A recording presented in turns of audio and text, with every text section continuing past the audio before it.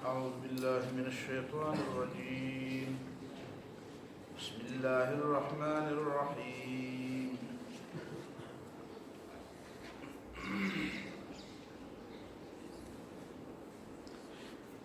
يوم يجمع الله الرسل فيقول ماذا أجبتم قالوا لا علم لنا إنك أنت علام الغيوب. دې مخکې تیر شوي آیت نمبر 100 دې کې یو نقطه ذهن کې کېنوي. قل لا يستوي الخبيث والطيب ولو أعجبك كثرة الخبيث. لو دلته دا ولو کې دا لو کوم یو لو دی، لو په مختلفو معنو باندې راځي. دې ځای کې چې دا کوم لو دی دې ته د نحو په اصطلاح کې لو وصلیه وي. لو وصلیه دی ته وایي چې ضد مدخول د هغه اولا بالحکم، چې ضد مدخول د هغه اولا بالحکم. مطلب دا دی چې خبیث او طیب برابر نه دي. اگر چې تعالی خوندر کوي یا تا ته ښکاري مزیدار ښکاري کثرت د خبیث، او که کثرت د خبیث ته مزیدار نه ښکاري خو بیا خو بالکل برابر نه دي. لا مزم پکې نشته دی او خبیث هم دی. خو هغه خبیث چې په خبیث کې مزه ده د هغې باوجود هم او سړي له خوند ورکوي، د هغې باوجود هم طیب او خبیث برابر نه دي. او چې مزه پکې نشته بیا خو خود ده. کثرت الخبیث او کثرت د خبیث دا پکې لا یو بله نقطه هم په ذهن کې کېده وه چې خبیث خو هسې هم خبیث دی، خو چې بیا ډېر شي خو بیا را خوبس به هم ښه ډېر شي. نو په دې خوبس کې دا کثرت خو بجای خود که دا د طیب په مقابله کې پیش نه شي، خو دې کې خپله دا مفهوم شامل دی چې خبیث خو هسې هم خبیث دی، خو چې بیا ډېر هم شي. لږ ونې خبیث خو به سړی برداشت کړي او هلک ونې، خو چې خوبس پکې زیاتېږي او خبیثان زیاتېږي نو دا بیا ناقابل برداشت کېږي. یو حدیث کې راځي رسول الله صلی الله علیه وسلم نه تپوس شو چې آیا موږ به د نورو خلکو په اعمالو باندې نیولی کېږو؟ ماحول کې چې کوم په معاشره کې چې کومې غلطۍ او غټ ناکاره ګناهونه کېږي نو موږ به هم په هغې کې ګرفتارېږو. نو رسول الله صلی الله علیه وسلم ته وفرمایل چې او چې کله خباثت اذا کثر الخبث یا اذا کثر الخبث چې ګندګي زیاته شي نو واتقوا فتنة لا تصيبن الذين ظلموا منكم خاصة. بیا به داسې سزا راځي چې هغې کې به ټول خلک یو شانتې بد کېږي. البته یبعث الناس یوم القیامة علی نیاتهم، چې کوم خلک نیک او صالحان دي نو هغه به قیامت کې پاسي، هغه به پاسېده د هر چا انفرادي دي. خو دا چې دنیا کې چې عذاب راځي ټول به پکې خراب وي. دا سیلابونه او زلزلې چې راشي نو دې کې ماشومان او دا بېګناه خلک پکې نه مري. نو دا خو داسې دنیا کې چې عذاب راځي او بیا به داسې راځي.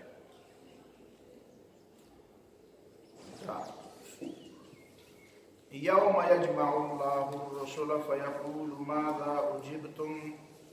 رسولانو نه د تپوس معنا دا نه ده چې بل چا نه به تپوس نه کېږي، هر چا نه به تپوس کېږي. لیکن د رسولانو ذمه داري ډېره زیاته ده. د انبیاو په نسبت هم د رسولانو ذمه داري زیاته ده. نو د زیاتې ذمه دارۍ په حواله باندې د هغوی تذکره راغله. فلنسألن الذین ارسل الیهم ولنسألن المرسلین. چاته چې پیغام لیږلی شوی دی، چاته چې پیغمبران لیږلي شوي دي د هغوی نه به هم تپوس کېږي او د پیغمبرانو نه به هم تپوس کېږي. نو بس الله تعالی خو مطاع مطلق دی، قادر مطلق دی، حاکم مطلق دی، د هغه نه خو څوک تپوس نه شي کولی او هغه د انبیاو نه هم تپوس کوي. او په دې سیاق و سباق کې د انبیاو تذکره، د رسولانو تذکره، د دې معنا دا ده چې عیسی علیه السلام که خدای وی نو خدای خو دې ته وایي چې د هغه نه تپوس نه کېږي. ساورن خو دې ته وایي. دا ساورن لفظ مطلب د سیاسیاتو جدیدو سیاسیاتو په اصطلاح کې خبره کوم. کنی د اسلام اصطلاح الحاکم دی، حاکم اعلی دی، حاکمیت اعلی دی، مقتدر اعلی دی، رب دی، الہ دی. د اسلام خدا اصطلاح په نوې اصطلاح کې مطلب دا دی ساورن معنا دا هغه څوک ته پوس هغه مکمل با اختیار حاکم مطلق نو مکمل با اختیار او حاکم مطلق د الله تعالی نه بغیر بل څوک نشي کېدای نشي ممکن نه ده ممکن نه ده په برتانیې کې د بادشاہان په موږ مختار مطلق نو هغه نن سو کاله مخکې خبره ده مونږ په دومره دلچسپۍ باندې د برتانیې تاریخ نه دی لوستی ځکه چې ډېر ضرورت هم نه دی محسوس کړی خو بهرحال دا چې دا واقعات پکې مخې ته راځي نو بادشاه دی نو هغه بادشاه خلاف خلکو بغاوت کړی دی بیا هغه عدالت مولی دی بیا ورته کړی اچولی دي هغه د عدالت په مخ کې پیش کړی او چغې وایي وایي زه ساورن یم تاسو ما څنګه مقطعات کړی اچوئ هغه ورته سزا هم اورئ هغه بیا هم چغې وایي بیا جیل ته بوځي بیا حتی کې 500 سر ته وایي هغه بیا هم چغې وایي زه ساورن یم نو دماغو کې د شیطان ناست دی چې ته ساورن وایې نو تا سره بیا دا چل کولی ساورن زموږ په وطن کې بعضې خلک دا چغې وایي چې دا ساورنټي د عوامو لپاره ده عوامو لپاره حاکم نو عوامو لپاره چې دی نو عوام حاکم هم دی او محکوم هم دی عوام حاکم دي نو محکوم یې څوک په چا به حکم چلی نو ته په عوامو به حکم چلی نو ما یو کس حاکم او محکوم دواړه کېدی شي بل دا نه چې عوامو له اختیار ورکړی شي دی دا ول آیین ورکړی دی نو چې چا له اختیار ورکړی نو هغه حاکم نه وي حاکم دې ته وایي چې هغه د چا د اختیار د ورکولو او د نه ورکولو محتاج نه وي هغه سره په خپله دا اختیار وي اوس ګوره مقتدر اعلی حاکم اعلی یا رب یا اله دا رسول الله صلی الله علیه وسلم مطاع دی خو رب نه دی مطاع دی خو اله نه دی ولې ځکه چې نبی علیه الصلاة والسلام ته اختیارات الله تعالی ورکړي وما ارسلنا من رسول الا ليطاع باذن الله وان تطيعوه تهتدوا نو پیغمبر کو علم مطاع جوړ شو چې الله تعالی ورته ویلا مطاع چې الله تعالی ورته مطاع نه ویل نبی او پیغمبر مطاع نه دغه چا څه پته وځي دا پیغمبر پیغمبر ته خپل پته نه وځي چې پیغمبر کې کوم بل چا ته څنګه پته وما كنت تدري ما الكتاب ولا الايمان وكذلك إليك أوحينا إليك روحا من أمرنا ما كنت تدري ما الكتاب ولا الإيمان يا سورة قصص كتوي وما كنت ترجو أن يلقى إليك الكتاب تقول پیغمبر پتہ من نبی نو موږ ته څه پته لګی دی چې د پیغمبر کی نو کچا د پیغمبر نه مخکې د نبی صلی الله علیه وسلم د حکم نه منلو نه انکار کړی نو ګناګاری نه وایي ولی ځکه چې لا مطاع شوی نو چا مطاع الله تعالی چې کله پیغمبر نو پیغمبر هم دا د مطاعیت د حیثیت الله تعالی ورکړی دی لیکن الله تعالی له چا ورکړی هیڅ هم نه دی ورکړی الله تعالی په خپل مطاع دی د اختیاراتو ته چا منتقل کړي نه دي چې منتقل کړي نه دي نو څوک یې راستې نشي ګورې دا دوه خبرې ذهن کې تازه ساته هر وخت چې د الله تعالی دا حیثیت د یو سکند نه د یو سکند لکمه حصے په مقدار باندې د الله تعالی نه منفک کیږي چې د مطاع د الله تعالی نه د ربوبیت د الوهیت د حاکمیت د ساورنټي د مطاع مطلق د حیثیت دا نه جدا کیږي دا داسې حیثیت ته جدا نه جدا کیږي او د بنده د بندګۍ د حیثیت نه جدا کیږي بنده د بندګۍ نه نشي آزادېدلی دا صحابه ته چې نبی علیه الصلاة والسلام بعضې صحابه ته یا لکه د بدر صحابه ته یا لکه حضرت عثمان رضی الله تعالی عنه ته چې ویلي چې افعلوا ما شئتم فقد غفرت لكم لعل الله اطلع على اهل بدر افعلوا ما شئتم فقد غفرت لكم کېدای شي چې الله تعالی بدر والو ته ویلي چې څه خوښه یې راکوئ ما ته د مخکې نه معافي کړې ده نو دی ورته ونه ویل چې څه کوئ نو کوئ ځکه تاسو د بندګۍ نه ازاد یې دی ورته ونه ویل نه چې کوئ نو کوئ ګناه به ګناه وي خو غفرت لکم ما ته د مخکې نه بخلی دی ورته ونه ویل چې تا لپاره به ثواب او ګناه درسره وي نه دی ورته ونه ویل چې د بندګۍ نه به بلکل ازاد یې بندګۍ نه څوک نه ازاد بندگان څوک نه ځي زه بار بار دا خبره طالب علمانو ته کوم چې علامه اقبال چې وایي تیرے آزاد بندوں کی نئی دنیا نہ وہ دنیا یہاں مرنے کی پابندی وہاں جینے کی پابندی چې علامه اقبال وایي چې ستا د آزادو بندګانو نه دا دنیا ده او نه دلته به خامخا مرې ولته به خامخا ژوندی د دې څه معنی نو بس واړه وایي د دې دغه معنا دا چې کومه تاسو ما په پښتو کې وکړه حالانکه دا معنا یې نه دی یوازې دا به ساده معنا پر یو هر څوک پوهېږي معنا یې دا ده چې انسان دا تا په دماغو کې دا چا ایښودي دي چې ته وایې زه ازاد یم څنګه ازاد چې ته ازاد یې نو زه ځان ازاد دلته په دې دنیا کې د مرګ نه ځان ازاد دی وایي زه ازاد یم ازاد کانټ چې وایي که نه ایمانویل کانټ چې وایي چې ازاد یې نو دا هیومن دا انسان دی نو کانټ ته وایه ته څنګه ازاد یې ته د دنیا کې د مرګ نه ځان ازاد او دا مرګ خو یو داسې شی دی چې هر څوک پرې پوهېږي ورنه ته د بوډاتوب نه ځان ازاد کړه ته د دې دنیا د بشري تقاضو نه ځان ازاد کړه ته د کائناتو نه بهر ته وځه ان استطعتم ان تنفذوا من اقطار السماوات والارض فانفذوا زه نر شو د دې کائناتو نه وځه مطلب دا تا پوهېږي چې دا ما ډېرې نامونه به هم درکوي او دنیا کې به دې ښه حیثیت وي آخرت کې به دې مؤمن یې نو درله به ډېرې نامونه درکړي خو د دې تمامو نامونو باوجود به په آخرت کې یې بنده یہاں مرنے کی پابندی وہاں جینے کی پابندی په جنت کې به ستا هر ارمان پوره کېږي خو ته وایې زه دې ژوندی نه یم نو دا دې نه پوره کېږي د خدای نه ازادېدی نه شي یې به پیدا شي بندی ته دا دماغ کې کېنوه نو دا چې دماغ کې کېنه نه دي نو به سړی به وایي زه مړه زه خو ازاد یم چې څه مې خوښه هغه کوم ته نه یې ازاد نو په ډېرو څیزونو کې بند دی ته په خپله خوښه نه خوشحالېدی شي نه په خپله خوښه خفه کېدی شي نه په خپله خوښه عزتمند کېدی شي نه په خپله خوښه بې عزته کېدی شي الله تعالی به دې کله عزت او ذلت د الله په لاس کله به دې ارمان پوره کېږي کله به نه پوره کېږي وانه هو اضحك وابكى دا خندول او جړول خو الله پاک کوي دا ستا په اختیار کې نه دي ستا په وس کې نه دي نو دا وایي زه ازاد یم نو تا نه بیا تپوس څنګه کېږي چې ته ازاد یې ازاد دې ته وایي د هغه نه تپوس نه کېږي نو دا ازاد دا وایه چې دې غلامۍ کې زما څه فایده ده زه خدای پاک غلامي کړم نو دې کې زما فایده څه ده نو دې کې ستا دا فایده ده چې د شیطان د غلامۍ نه به آزاد شي دا دې پکې فایده ده غلام خو یې خو د چا غلام نو که د الله تعالی غلامي په اختیار کې به اختیار خود نو د شیطان د غلامۍ نه به بچ شي او که به اختیار خود د الله تعالی غلامي او بندګي نه کوي نو بیا د شیطان بندې اوس دفاع خپله دا سوال نه پیدا کېږي چې ته د خدای غلامي پرېږدې او د شیطان د غلامۍ نه هم بچ شي دا نه شي او هغه آیت د سورت الم آهد الیکم یا بنی آدم اللہ تعبدوا الشیطان انه لکم عدو مبین سورت یاسین کی ده البته الله تعالی سوی قیامت کې بده جهنميان ته سوی الم آهد الیکم یا بنی آدم اللہ تعبدوا الشیطان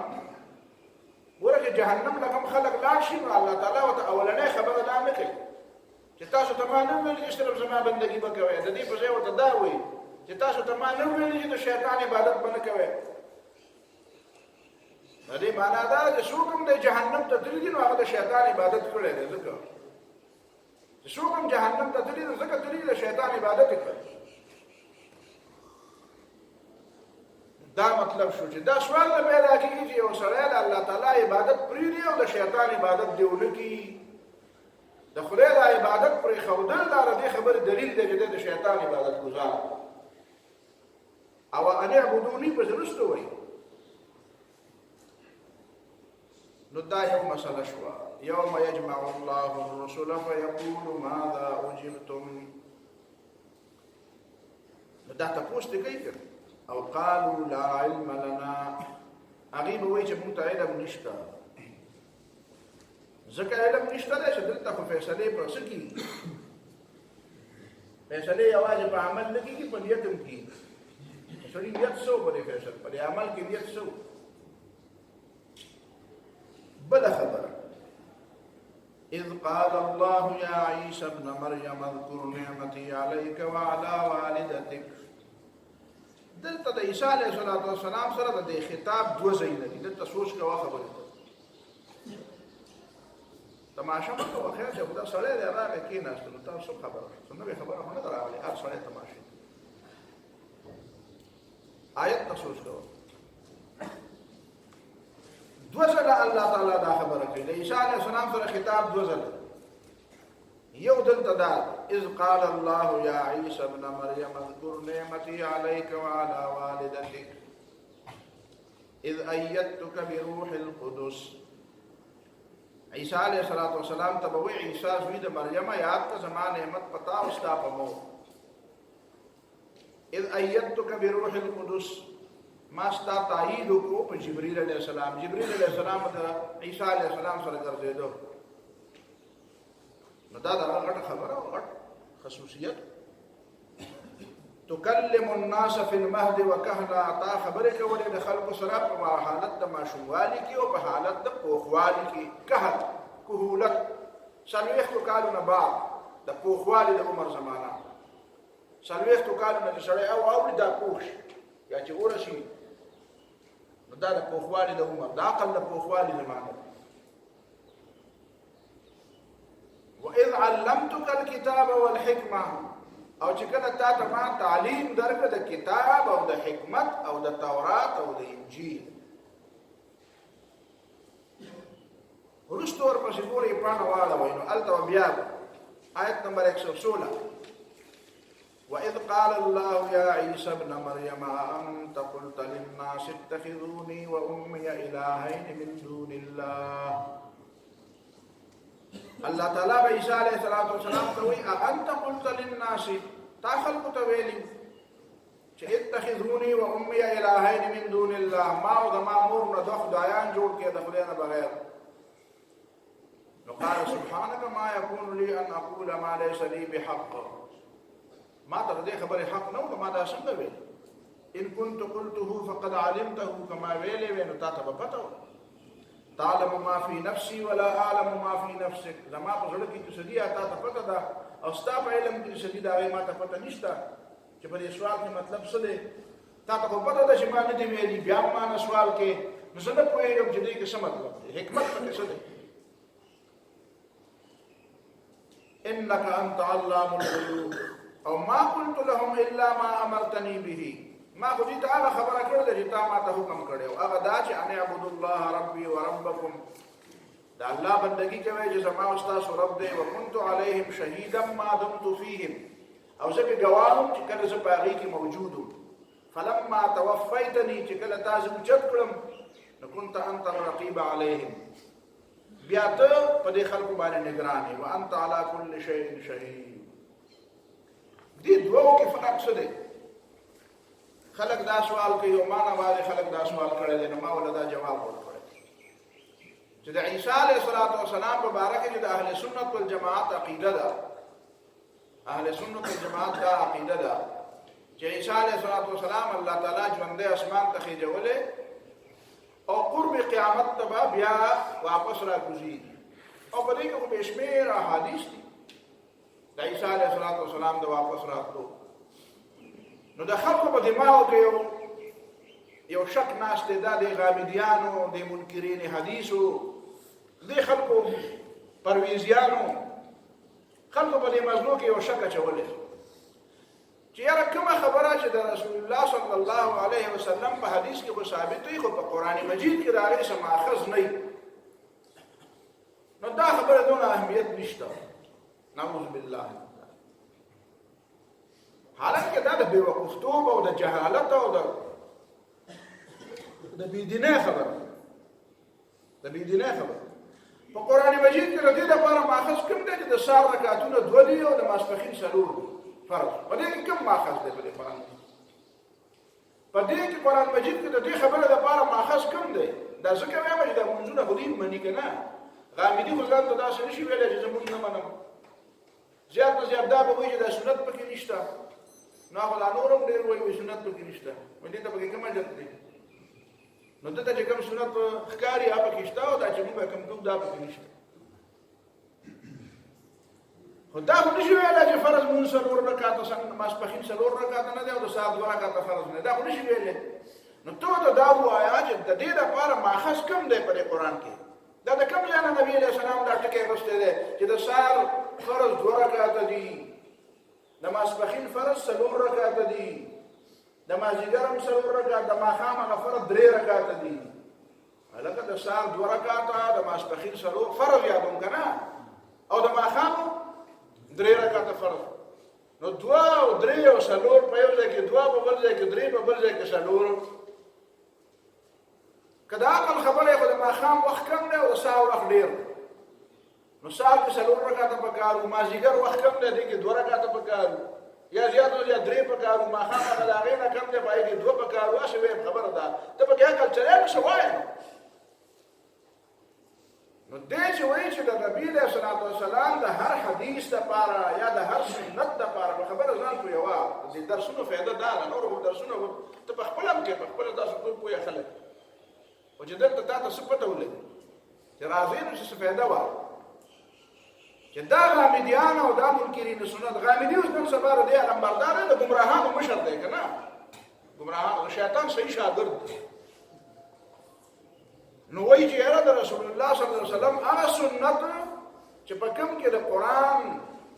ماخذ ته د هغې نسبت نه شوی او د هغې سنت دپاره په قرآن مجید کې څه ماخذ نه، څه ماخذ معنا دا څه جرړ څه بنیاد ولا نه، وایي دا دومره ضروري نه دي.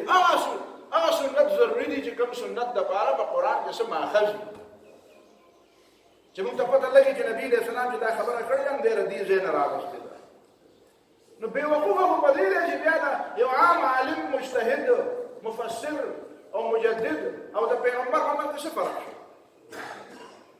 مجدد ته هم دا وایي چې تا چې دا مسله ماته بیان کړم د دې په ماخذ په قرآن او سنت کې څه ده، ځکه چې هغه د اجتهاد نه خبره کوي.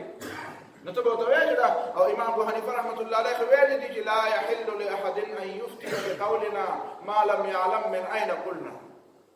یو سړی زما قول په دلیل کې پیش کوي نو هغه دا ولې جایز نه دي، زه شارع خو نه یم چې زه به دین جوړوم. چې ته ته دا پته وي چې ما د کوم ځای زما دلیل څه دی په قرآن او سنت کې، زما دلیل شته، که هسې خبره مې کړې، که هسې خبره مې کړې نو بیا زما عالم یم او بل هم عالم دی، نو بیا خو د یو عالم خبره خو دلیل نه دی، خو د هغه بل دلیل دی. بیا خو د ستا خوښه ده چې اجتماعي مسله ده، نو اعتماد په چا کې؟ څوک ته زیات عالم ښکاري هغه باندې اعتماد وکړه. خو که ته خبره به ته ولې دلیل پیش کړې چې دا دلیل دی، نو دلیل خو سړی نه دی، دلیل خو پیغمبر او یا قرآن. نو د عام عالم دپاره دا شرط شو چې هغه به د خپل خبرې دپاره ماخذ پیش کړي په قرآن یا په سنت کې. ولې؟ ځکه چې په خپله دلیل نه دی. نو ته خو دا کار د پیغمبر سره کوې ظالمه. پیغمبر باندې خو زموږ ایمان دی، پیغمبر خو اتباع مطلقا واجبه ده.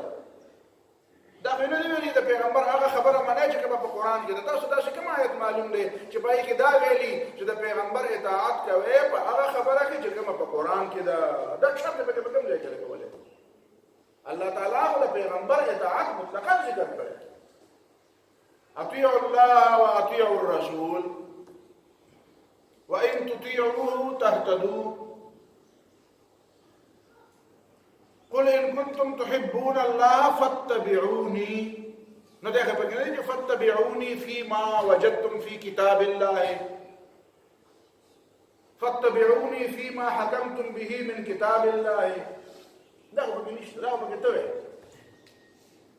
نو ته خو لکه چې دا ثابت دی، نعوذ بالله، لکه نه یادوم د هغه عقیده هم دا ده، خو ویلی نه شي ظالم. پوهېږي د مسلمانانو په وطن کې دی، مسلمانانو سره خبرې کوي، کني هغه حقیقت کې ویل دا غواړي چې نعوذ بالله د پیغمبر مقام صرف دا و چې هغه موږ ته قرآن پیش کړو، باقي دا چې قرآن او موږ پوهېږو او قرآن پوهېږه د څه دی مطلب ولې. نو کله وایي حدیث حجت دی، کله چې ته ورته بیا حدیث پیش کړي چې دا نو آئیں بائیں شائیں اکو بکو کوي، دا یو غر بل غر ولي، د هر حدیث په مقابله کې به خپل عقل پیش کړي. او که ته راګیر کړي چې ته حدیث نه منې، ولې نه منې؟ حدیث خو زه منم. نو کوم یو منې؟ ته ما ته هغه وښیه چې ستا په عقل برابر یې هغه منې، او چې ستا په عقل برابر نه وي نو هغه نه منې. نو ستا د عقل د څوارلس سوه کاله خلک ستا د عقل ته پورې کونډې ناستې وي چې غامدي به راځي نو دی به د پیغمبر د قرآن تشریح وکړي او د سنت تشریح وکړي. د اوسه پورې خلکو ستا په عقل پسې روانو، دا اسلاف د امت چې دا لوی خلک روانو، دا د هغه بېوقوفتوب دی. نو ته ولې دا ساده جواب ورکړه، ورته وایه دا راته ووایه چې د پیغمبر هر هغه خبره به منې چې د کوم ماخذ په قرآن کې. نو د سهار رکعتونه څو دي فرض؟ وایي به 2 دي. وایي د مازدیګر څو؟ 4. د ماښام څو؟ 3 دي. وایي د دې ماخذ په قرآن کې کوم؟ دا نبي علیه السلام د کوم آیت نه راغوستي دي؟ د سهار د رکعتونه 2 شو او د ماښام دا 3 شو. دی د کوم آیت نه راغوستي؟ ته پکې ماته آیات بیا دی د کوم آیت نه راغوستي دي چې رکوع مخکې ده او سجده وروسته ده؟ رکوع او دی د کوم آیت نه راغلي رکوع یوه ده او سجدې 2 دي په یو رکعت؟ دا د کوم آیت نه راغوستي چې په هر آیت کې څه چل دی؟ په هر رکعت کې رکوع پکې یوه ده او سجدې پکې څه دي؟ 2 دي. او د رکوع نه پس پکې پاسېدل دي، او د 2 رکعاتو نه پس پکې قیدم ده. دی پکې د کوم آیت نه راغوستي؟ نو دا بېوقوف دی که نه؟ بېوقوف خو څه ته وایي؟ دا نو یو دلیل هغه. نو بیا دا سوال ځای په ځای خلکو دماغو کې کېنو، خلک یې ګوري اوري،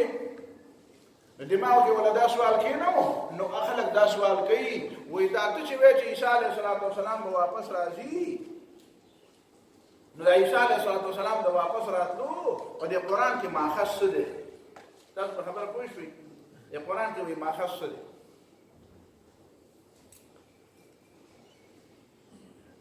د معراج د واقعې په باره کې هم دا وایي. دا په برطانیه کې یو کس ما سره بیا اوسه پورې ما سره په تعلق دی، ډېر ښه شوی دی ماشاءالله، توبه یې ویسته. نو هغه به ما چې د درسونه شروع کړو نو ملګرو به وایي چې دلته یو کس دی، یو کاغذ ستا درس له راغی. نو هغه بیا ملګرو ما ته وایي د هغه دوستان وایي چې هغه وایي چې د یو مولا خبرې هم نه اورم، بس هغې ورته چې یاره صرف د آخري دا یو ځل قسم مات کړه، ته جومات ته راشه صرف یو درس واوره.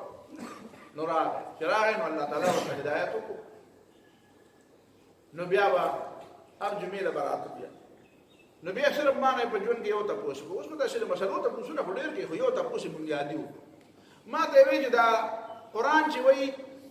چې سبحان الذي اسرى بعبده ليلا من المسجد الحرام الى المسجد الاقصى، قرآن خو د اسراء ذکر کوي،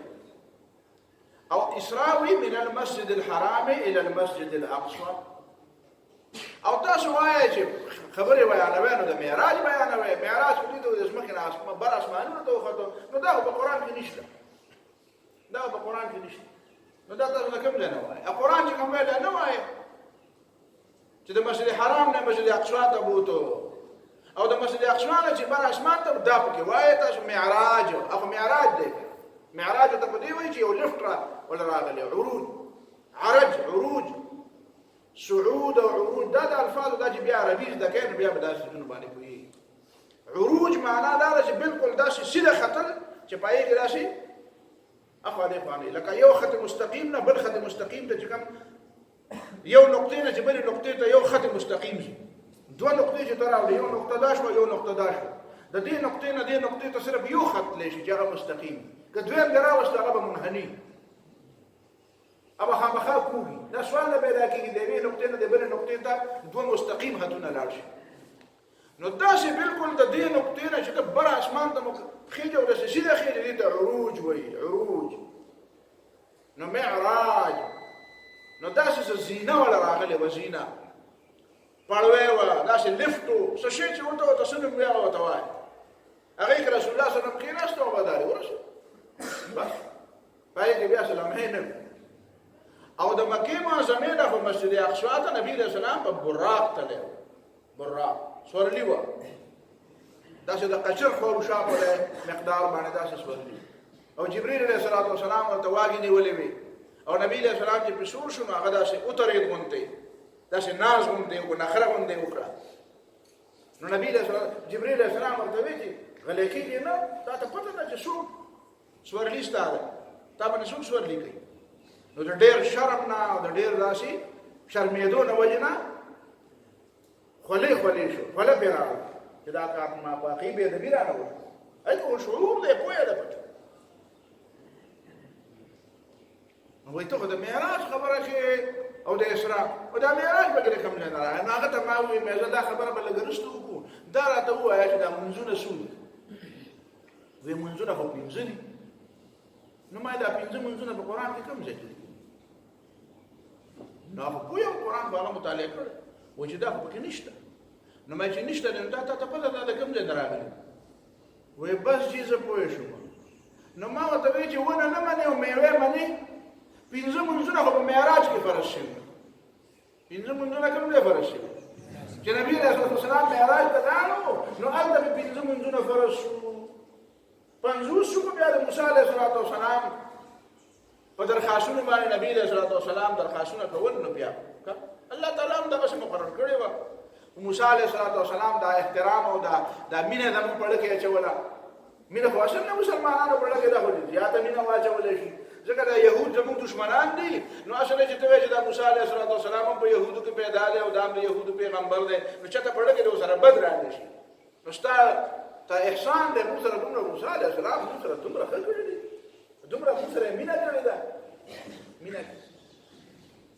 نو چې دا ته نه منې چې نبي علیه السلام معراج ته تللی و نو دا څنګه منې چې منځونه پنځه منځونه یې راوړو مولانا ته دلته راغله مولوي صاحب راغله تاسو ورسېدئ په خبره باندې نو بیا به په دې پوه شو نو ما معراج مونږ ځکه وایو پاتې شو دا چې د قرآن مجید د معراج ثابت دی نو قرآن مجید کې الله تعالی وایي که نه سورة النجم کې الله تعالی وایي که سورة النجم کې الله تعالی وایي چې جبریل علیه السلام رسول الله صلی الله علیه وسلم لیدلی دی نو یو خو یې په ځمکه لیدلی دی او بل یې کوم ځای لیدلی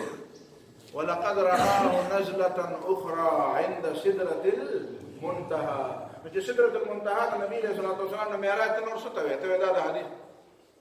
دا د دې لپاره نه یم چې زه خامخا وایم چې لکه دا معراج هم د قرآن نه ثابت دی ثابت خو دی خو دا ستا دا ذهن جوړوم چې دا خبره مه کوه چې هره خبره به خامخا د هغې لپاره ماخذ په سنت کې دا سنت په خپله ماخذ دی نبی علیه السلام په خپله شارع دی شارع صرف شارح نه دی شارع دی شریعت مقرر کوونکی هم دی تحلیل و تحریم هم مقرر دی يحل لهم الطيبات ويحرم عليهم الخبائث ويضع عنهم إصرهم والأغلال التي كانت عليهم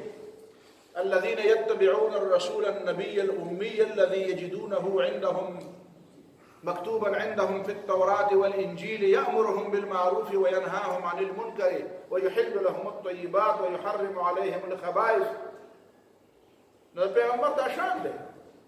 چا به تحلیل و تحریم کوي که او دا به نه دی ویلي چې تحلیل و تحریم به کوي او خامخا به تا له قرآن نه سند راوړي نه نه پرې ما او تا پابند یو پیغمبر په دې نه دی پابند چې د قرآن نه تعالی سم پیغمبر په خپله دلیل دی نو دلته هم تا ته دا وی چې دا مخکې د ذهن برابري چې وایي چې هلکه د دې عیسی علیه السلام د هغې خلکو هغه ذهن دی که نه چې اوس هلکه د عیسی علیه السلام چې ته وایې چې راځي دا خو صرف په احادیثو کې راغلي دي قرآن کې د دې تذکره شته که نشته نو ما بیا قرآن واغېسته نو دې آیت نور ویله نشته چې همته به راځي بیا وروسته به تا ته ویم بیا نو یو ځای پکې دا هم دی تاسو دې آیاتونو ته سوچ کوئ دې مخکې آیت کې دلته څه فرق دی یعنی د دې او د آیت او د هغې آیت په منځ کې یو ورته دلته وایي ایدتک بروح القدس او تکلم الناس فی المهد وکهلا تا به خبرې کولې د خلکو سره په زانګو کې هم یعنې په ماشوموالي کې وکهلا او په حالت د پوخوالي کې نو عیسی علیه السلام په 3 یا 4 کاله په منځ کې اسمان ته ختلی نو هغه د کهولت عمر ته ورسېدلی نه دی نو تکلم الناس څنګه شو څه پوه شوي تاسو فی المهد که فرض که ته وایې چې د کهلن نه مطلب نه فرض که دغه 33 سال عمر ته فرض که ته وایې چې قرآن کهلن وي نو بیا به زما سوال دا وي چې بیا د دې مهد سره د دې کهل په حالت کې د خبرو کولو دا کمال دی یا لکه مونږ او تاسو زم د 40 د 50 نه اورېدلی ما په تاسو کې هم ډېر شی اورېدلي دي نو دا ما او تا چې خبرې کوو نو دا معجزه ده چې سړی د کهولت عمر ته ورسي او خبرې کوي نو دا داسې معجزه نو که فرض که عیسی علیه السلام په دې ځمکه و د کهولت په عمر کې و او خبرې د خلکو سره کولې نو دا معجزه وه نو دا یې د دې فی المهد سره په سیاق و سباق کې څنګه ذکر پته ولګېده چې خبره داسې نه ده که ته په قرآن پوهېږې خبره دا ده چې څنګه چې د عیسی علیه السلام خبرې په دې زانګو کې تعجب دی او دا خالصه معجزانه کردار دی د الله تعالی د خلق عادت په تور د دې صادر کړی نو داسې به د عیسی علیه السلام دا خبرې په حالت د کهولت کې دا به یو بل اعجازي شانی نو دا به اعجازي شان علی چې عیسی علیه السلام اسمان ته ختلی او بیا راکوشي او بیا خبرې کوي 2000 کاله وشو او بیا دا وګوره بیا هغه ځوان جان بیرته راکوشي ځوان جان او بیا خبرې کوي کني زما اوس دا خبرې ونه بیا معجزه نه ده دا به دا څه خبرې خو څنګه چې په مهد کې خبرې نو دا به کله کېږي نو دا د دې خبرې ثبوت دی کنه چې په کهولت په حالت کې به خبرې کوي او دا به یو بل معجزه وي نو بیا معجزه به څنګه وي نو دا څه به کنه چې اسمان ته ختلی او بیا راکوشي دا معجزه شو دا واپس راتللی اجازه شان نشو دویمه خبره وَإِذْ عَلَّمْتُكَ الْكِتَابَ وَالْحِكْمَةَ وَالتَّوْرَاةَ وَالْإِنْجِيلَ او چې کله تا ته ما وښود کتاب او حکمت او تورات او انجیل ګوره عیسی علیه السلام چې اسمان ته خطه د هغې نه مخکې ورته تورات او انجیل معلوم تورات ته څنګه معلوم چې دا خو د بني اسرائیل شریعت او عیسی علیه السلام هم په دغه شریعت پابند او انجیل ورته څنګه معلوم چې انجیل کې نازل شوی نو د دې الکتاب او الحکمت په قسم مصداق واو خو د فصل د پاره راځي پته ولګېده چې الکتاب او حکمت د تورات او د انجیل نه څنګه چې تورات او د انجیل په منځ کې واو دی د کتاب او حکمت په منځ کې واو دی او ته پوهېږې چې کتاب قرآن دی او حکمت سنت رسول دی نو دا بل دلیل دی د دې خبرې چې عیسی علیه السلام به راځي او بیا الله تعالی هغه ته قرآن هم ښیي او سنت به مو ته ښیي داسې سوال خو ذهن کې به راته که نه چې عیسی علیه السلام چې راکوشي نو ولې ته څه چې مدرسه کې به سبق وایي هغه ته خو د قرآن او سنت علم نشته چې ته نو قرآن نه راغلی پیغمبر علیه السلام عالم الغیب هغه نه دی عیسی علیه السلام چې بیا راکوشي نو تورات او انجیل باندې به فیصله کوي نو قرآن او سنت باندې به فیصله کوي قرآن او سنت باندې به فیصله کوي نو هغه عالم الغیب دی نه دی عالم الغیب نو چې راکوشي نو علمتک الکتاب الله تعالی به ته برای راست وسنه او تخیل نو هغه د شکر نه لکه درجه کې په کم وخت کې متخودلې شي او حکمت نو قرآن به متوخي سنت به متوخي نو دا دوه دلیلونه دي د دې خبرې کني چې ته نه په وخت او کتاب پیغمبر علیه السلام په کتاب او حکمت نو معلوم نه هغه څنګه معلوم رسول الله صلی الله علیه وسلم ته د پیغمبرانو مخکې کتاب او حکمت نو معلوم نو د رسول الله صلی الله علیه وسلم یو نیم زر کاله مخکې 1500 زر کاله نه دی تقریبا 570 سال مخکې 570 30 سره نور جمع کا 40 نو 610 سال شو نو 610 سال مخکې د عیسی علیه السلام نو د نبی اسلام نه مخکې 610 سال مخکې بیا هغه څنګه پته ولګي نو دین دا معلومه شو دا دوه خبرې دي دوه دلیلونه شو بل دلیل دا دی چې پته ولګي دا چې دې نه مراد دلته دا خبره چې الله تعالی د عیسی علیه السلام سره کوي نو دا به سره په قیامت کې کوي دا خبره به سره کله کوي په قیامت کې سره دا خبره ٹھیک شو ځکه چې د قیامت نه مخکې به راګوزيږي او د الله تعالی کتاب او حکمت ورکوي او دا به د کهولت په حالت کې خبرې کوي څنګه چې د ماشوموالي په حالت کې خبرې کړې وي او دا ایجادي شان او داسې به د کهولت په حالت کې خبرې کوي کني بل څه توجیه ده دویمه دا بل آیت راواړوي چې اذ قال الله يا عيسى ابن مريم أأنت قلت للناس اتخذوني وأمي إلهين من دون الله ګوره عیسی علیه السلام چې اسمان نه راکوشي او بیا د هغې نه بعد وفات شي او بیا قیامت راشي نو د عیسایانو به دا عقیده باطله شي ځکه مختلف بخاري مسلم حدیث دی پکې چې یقتل الخنزیر ویکسر الصلیب صلیب به مات کړي د صلیب عقیده به ختمه شي دا به ختم شي عیسی علیه السلام پالسي شوی دی او د خدای سره په خدایۍ کې شریک دی او د خدای زوی دی او دا کیسې به ختم شي وإن من أهل الكتاب إلا ليؤمنن به قبل موته نو قبل موته مطلب دا دی چې عیسی علیه السلام د مرګ نه مخکې به په ایمان راوړي بل څه شی به نه وي خو هغه وخت څومره یهودیان عیسایان یا به ایمان راوړو یا به وجنو نو بیا د قیامت نه پس دا خبره کول چې تا خلکو ته ویلي چې ته ما او زما مور خدایانو نیسه دا په هغه وخت ځکه چې عیسی علیه السلام خطر راکوشي خلکو ته او بیا خلکو ته ووایي چې ګوره نه زه خدای یم او نه زما مور خدای ده او د خدای بندګي لکه څنګه چې مخکې ویلي او داسې بیا دوباره ووایي نو بیا خو د دې تپوس ځای نه پاتې کېږي د دې تپوس خو بیا ځای نه پاتې کېږي او دویمه خبره دا ده چې عیسی علیه السلام دلته بله خبره کوي وکنت علیهم شهیدا ما دمت فیهم زه پې ګواه وم چې کله زه دې کې وم فلما توفیتني كنت انت الرقیب علیهم چې کله تا زه بره واغستم بره دې اوچت کړم نو بیا پې صرف ته نګران وې دې نه دا معلومېږي چې دا تپوس د قیامت نه مخکې دی دا په هغه وخت کې الله تعالی دا تپوس کړی دی چې کله عیسی علیه السلام الله تعالی بره اسمان ته خېژولی دی چې بره اسمان ته وخېژو نو وایي چې دا خلک چې اوس کته تا ته خدای وایي او تا ته ده او دا ممکنه چې په اول ورځ کې خو چا خدای نه ویلی دا وروسته بیا د عیسایانو دا عقیده شوه لکه تاسو مې څلورمه صدۍ کې بیا د عیسایانو دا عقیده جوړه شوه چې عیسی علیه السلام ته خدای وایي مور ته ولې خدای وایي او دا درې خدایان وګڼئ دا مور هم په خدای کې شامله نو دا قسمه عقیده خو د عیسی علیه السلام د خطو سره فورا نه ده جوړه شوې دا خو د نبي علیه السلام نه مخ نبی علیہ السلام نه مخکې او د عیسی علیه السلام نه تقریبا 300 کاله بعد دا عقیده جوړه شوې ده دې نه دا معلومیږي چې الله تعالی د آدم د عیسی علیه السلام اسمان ته د خېژولو نه بعد او د نبی علیه السلام د پیغمبر کېدو نه مخکې په دې دور کې الله تعالی چېرته دا الفاظ ویلي دي دا کلمات ویلي دي او بیا قرآن کې دا نازل شوي نو دوه خبرې شوې او دواړو خبرو کې فرق راغی تاسو په خبره ورسېږئ هذا ما عندي والعلم عند الله نور به الله تعالی ته پته چې اصل حقیقت څه دی خو چې سړی په ځان پوهېږي نو دغه باندې موږ پوهېږو چې دا د قرآن مجید کې د دې خبرې دلایل دي چې عیسی علیه السلام اسمان ته ختلی دی او بیا به راکوزېږي او که دا نه وي دا دلایل د دې نه دا نه معلومېږي نو په دې خبره کې هېڅ نقصان نه راځي چې دا عقیده د مسلمانانو چې عیسی علیه السلام اسمان ته ختلی او راکوزېږي او دی وای دا دروغجنې خبرې دي دا دروغجنې خبرې دي اوس خدا لګیا په خوانه زمانه خلکو کې یو سړی ماته معلوم دی علامه ابن حزم ظاهری المحلا دا کتاب دی ابن حزم دا د اهل ظاهر او امام نو هغه عجیب باندې خبرې کړې دي عجیبه والله تعالی عالم خپوی عالم لوی فلسفي او دیم د سپین باشنده دی او ډېر لوی فلسفر هم دی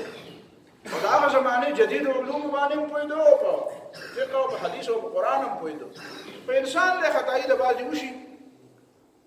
نو د اولني جلد کې ما کتلي دي تاسو وګورئ که المحلا د چا سره یې نو ګورئ کتابونه ګورئ که نه مطالعه کوئ نو هغې کې هغه حدیث چې راغلی دی کتاب الطهارت کې دا طهارت خو مخکې که نه نن راته چا یو لطیفه راولېږله وایي چې یو عالم نه سړي تپوس وکړي په دې کتابونو کې دا کتاب الجهاد وروستو لیکلی او دا کتاب الطهارت یې پکې مخکې لیکلی دا ولې وایي هغه مې دی پکې ځکه لیکلی چې د جهاد خبرې او په جهاد دی هغه سړی تقریر نه کوي چې د نجاست او د پلیتۍ او د پاکۍ او د طهارت د مسلو نه نه خبر لکه په دې زمانه په خبره تاسو پوهېږئ مخکې وایي پاکۍ او د مسلو نه ځان خبر دی نو هلته به بیا د جهاد په خبرې نه طهارت په هغې کې محلا کې مخکې دی نه په هغې کې دا حدیث دی مشهور حدیث دی چې نبی علیه الصلاة والسلام فرمایي چې لا یبولن احدکم فی الماء الراکد ثم یتوضأ منه یا ثم یغتسل منه داسې مه کوئ چې ولاړ یې ولي او ته پکې متیازې وکړې بیا پکې اودس هم کوې که ته پکې نه کوې بل سړی بیا پکې کوي نو علامه ابن حزم وایي ظاهري دی که نه ظاهري دی ګناه ورته نشته ښه سړی دی زمونږ لپاره خو ډېر دی زمونږ خو ډېر ښه دی که نه مونږ خو ډېر عالم دی خو وایي چې د دې معنا دا ده چې نبي علیه السلام فرمایي چې دې ډنډې ته ودرېږدې او په دې ډنډه کې متیازې داسې برای راست ورته داسې متیازې وکړې وایي دا یې نه منع کړې ده وایي د دې نه منع نه ده کړې چې هغه ځای کې په لوټه کې متیازې وکړې او بیا یې راوړې دې ته یې ور واچوي وایي دې ته په دې ماء راکده کې متیازې کول نه وایي او د متیازې کولو نه منع شوې ده تاسې اوس پوه شوئ وایي دې ته په لا یبولن احدکم فی الماء الراکد په ولاړو اوبو کې د څوک متیازې نه کوي نو وایي دغه په ولاړو اوبو کې متیازې ونه کړې دغه په لوټه کې وکړه لوټه یې راوړه په دې کې وایي دا د دې حدیث نه منع نه شوه تاسو سره ملګري شوئ نو لاس اوچت کړئ څوک سره ملګری خدای دې وبخښي اوس یو ملګری مې نشته خبره یې خطا کړه زه همدا وایم چې د خپلې ډلې هم خبرې خطا سړي ته خطا خبرې ته خطا وایه نو هغه یو خبره دا هم کړې ده چې عیسی علیه السلام اسمان ته ژوندی نه دی ختلی ژوندی نه دی د بعضې نورو خلکو هم دا رایه ده خو دا یې نه دي ویلي چې نه به راکوزېږي دا غي مطلب دا دی چې نعوذ بالله وفات شوی دی او بیا ختلی دی د راکوزېدو نه انکار هغه نه دی کړی او بل صاحب چې دی په دې بر صغیر پاک هند کې مولانا عبید الله صاحب نو هغه عبید الله مولانا سندھی صاحب هغه څه عجیبه غوندې خبرې کوي هغه عجیبه عبید الله سندھی او داغه نه بعد یو بل صاحب را پیدا شوی دی غالبا څوک سعید احمد صاحب دی که څه دی نو دی دا شاه ولی الله رحمه الله په نوم باندې یو فکر جوړ کړی دی فکری شاه ولی الله فکری ولی الله په نوم باندې یو تنظیم دی هغه کې څه عجیبه خبرې جوړې کړې دي عجیبه پوهېږې په خبره سوشلیزم ښه شی دی په خبره پوه شوې د معجزاتو پکې څه تعویلات کوي د قبر د عذاب پکې عجیب څه چې پخوانو معتزله وکړي دا پکې وایي چې څوک پیغمبر نه مني بیا هم جنت ته ځي عجیبه خبرې پکې کوي هغه باندې تفصیل په دې وخت څه کنه بیا مجدا لا وخت مې اشاره مې چې فکر ولی الله چې څه عنوان د مخې نه راشي کنه نو بیا ګوره دا شی څه شی نو دې کې دا عبید الله سندھی په کې دا د سوشلیزم خبره مردم نه کړې د باندې د دیوبند مدرسې خلکو توبه